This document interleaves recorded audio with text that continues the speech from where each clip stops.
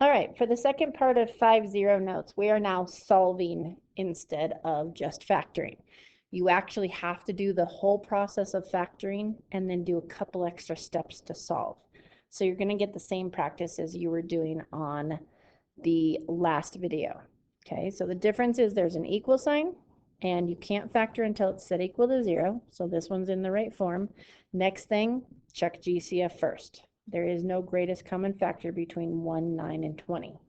Okay, so we're ready to go with our numbers that multiply to be 20 are 1 times 20, 2 times 10, 4 times 5, and the 90-10 rule says 90% of the time it's going to be the numbers that are closer to each other. So we will use the 4 and the 5 as our first guess.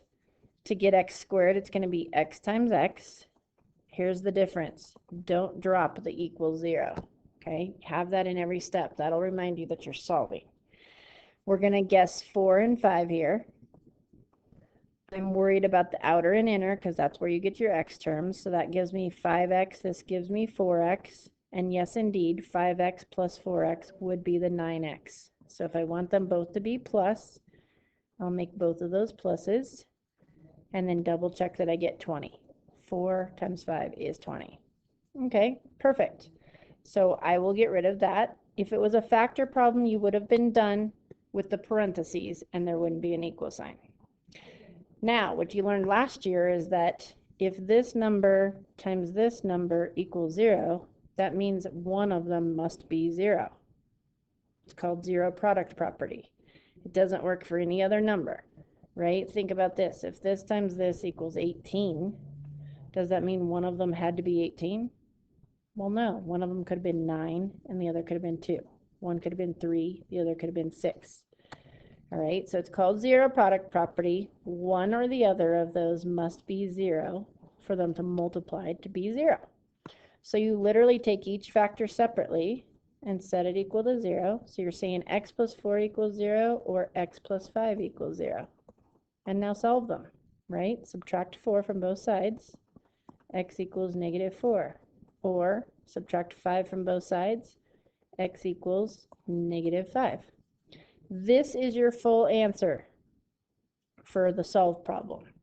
However, on a quiz, I definitely do not want you writing all of that in your answer blank. Okay, so if this is the answer blank, I don't need the x's, the equal signs, or the word or. All I need is just the two answers split by a comma, and that's it. Don't get any fancier.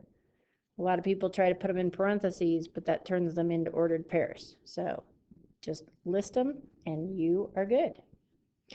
All right, next problem. We said we can't factor until it's set equal to 0. So if I want the right side to equal 0, I need to add 11x to this side. Okay. Also keep in mind, you want these in descending order. You can't factor until you have the x squared, then the x. We said we're adding 11x, and then the constant, -6. Adding 11x to this side would make it 0. So that's what I desire. Now check for GCF. There's nothing that goes into 7, 11, and 6. So now we're ready to just start experimenting with numbers. To get 7, it's 1 times 7. To get 6, I have 1 times 6 or 2 times 3. All right, so here we go. I'm going to make this 7x times x. That'll get me the 7x squared. Don't drop your equals 0. I'm going to put in 2 and 3.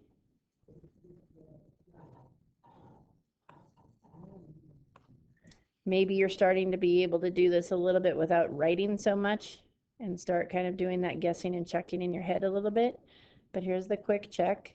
This would give me 14x. This would give me 3x. 14 plus 3 would be 17. Ooh, but 14 minus 3 could give me 11. If I want positive 11, I want positive 14 minus 3. So if I want this to be positive, this to be minus, double check the end works. Last times last. -3 times 2 is -6. I think I've got it. Okay, so again, if it was a factor problem, I would be done. There would not be an equal sign. Since it's a solve, I have to say the first factor equals 0 or the second factor equals 0. Okay, so for this one to solve, you'd add 3 to both sides, and then you would divide by 7. So x equals 3/7. Or x equals, subtract 2, so -2. There's your full answer. And again, if it was on a quiz and it was a blank, you would just give me 3/7, comma, -2. Those are your two answers.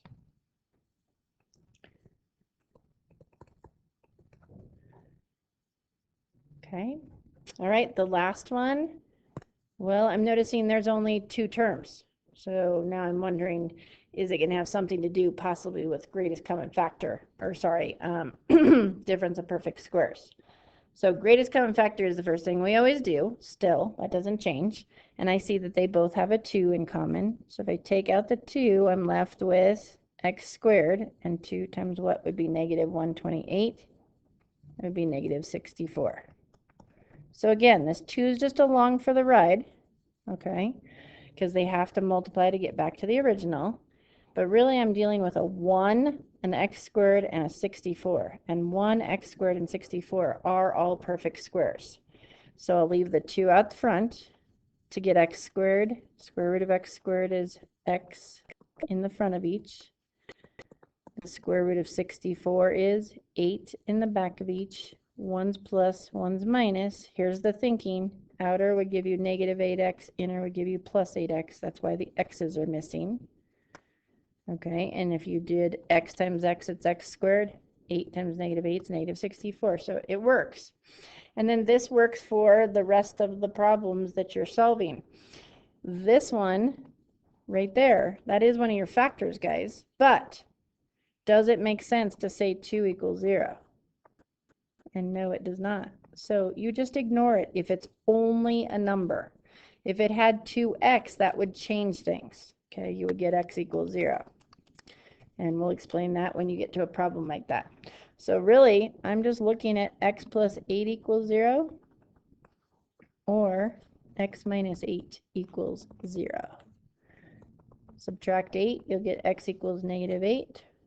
Or over here, add 8, x equals +8. Okay, there's your final answer. And once again, just for practice, on a quiz or test, if that's the answer blank, I only need -8, 8. All right, practice this stuff. It's coming up that these are going to be thrown in on problems on the sides of triangles and so on and so forth. Factoring and solving is not going away. So please make sure that you are up on this and let me know if you need any help. All right, good luck.